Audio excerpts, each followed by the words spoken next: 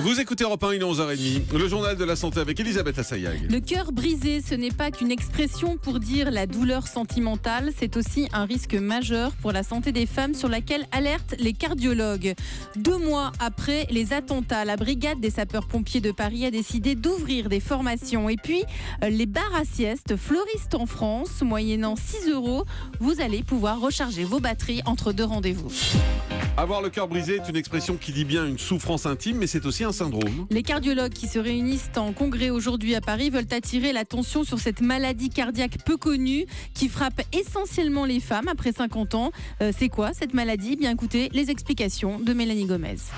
Séparation, un accident ou encore la perte d'un être cher, bref, tout ce qui engendre un stress émotionnel intense peut entraîner ce syndrome du cœur brisé. Pour Elisabeth, 71 ans, c'est pendant une réunion mouvementée de copropriété que les premiers symptômes sont apparus. J'étais très énervée, on n'arrivait pas à se mettre tous d'accord, etc. J'ai commencé à avoir de très fortes douleurs dans le cœur. C'est comme ça que je me suis retrouvée aux urgences du CHR de Lille. J'ai envie de dire aux femmes, surtout, ne vous énervez plus. Le cœur brisé existe, ça m'est arrivé. Alors si Elisabeth s'adresse aux femmes, c'est qu'il faut savoir qu'elles sont les premières victimes du cœur brisé. 9 femmes pour un homme. Les symptômes sont les mêmes que ceux d'un infarctus. Forte douleur dans la poitrine, essoufflement. Mais pourtant, ça n'a rien à voir. Écoutez le docteur Claire Mounier-Veillé, présidente de la Fédération française de cardiologie. Alors le cœur se retrouve brutalement inondé d'hormones de stress. Ces hormones vont aller se fixer sur des petits récepteurs au niveau du muscle cardiaque et ça va conduire à une paralysie aiguë du cœur. Et là, ça peut aussi se compliquer de mort subite, de troubles du rythme, d'embolie cérébrale par exemple. Du coup, le message, c'est surtout après un stress intense, il ne faut pas négliger des symptômes type infarctus, même passager. Il faut appeler le 15 car la bonne nouvelle, c'est qu'il suffit de prendre très vite et pour seulement quelques mois un traitement médical pour que tout revienne à la normale. Bien pris en charge, le cœur brisé ne laisse donc pas de séquelles.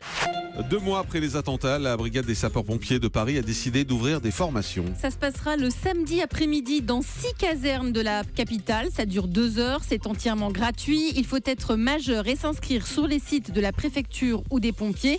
Je vous propose d'écouter le commandant Gabriel Plus. Il est porte-parole des sapeurs-pompiers de Paris. Il est au micro Europe 1 de Salomé Legrand. Premier réflexe, c'est vraiment le renseignement donné aux structures de secours.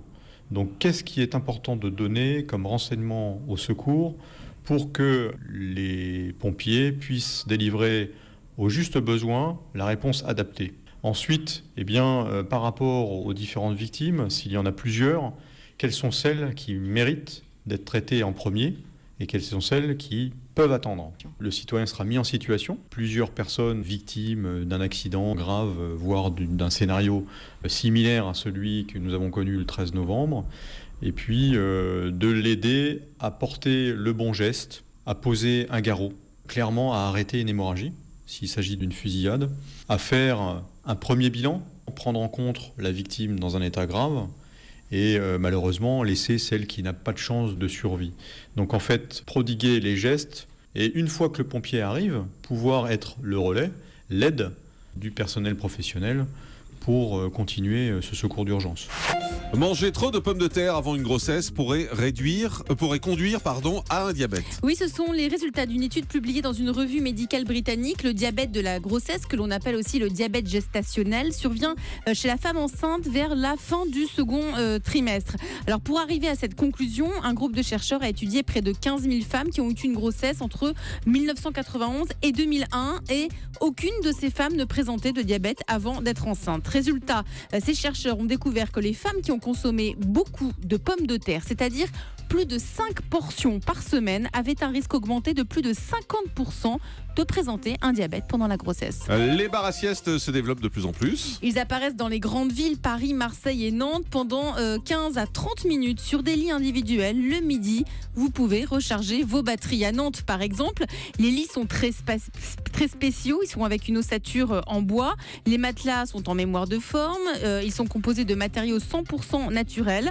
Ça provoque un effet déstressant. Ça favorise la circulation de l'énergie. 3 créneaux sont proposés, 12h15, 13h, 17h15, avec réservation obligatoire avant midi.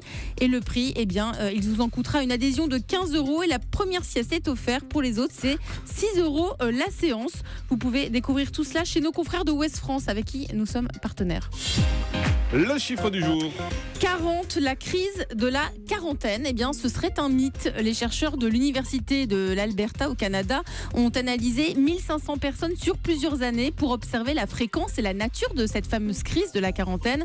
Eh bien, les sujets étudiés étaient beaucoup plus heureux une fois le cap des 40 ans franchi qu'à la fin de l'adolescence ou au début de la vingtaine. En moyenne, les sujets ont traversé une période moins heureuse, située entre 32 et 43 ans, mais après, la majorité des adultes semblent être plus sereins et plus heureux de leur vie et même atteindre une totale quiétude. Eh bien, espérons-le.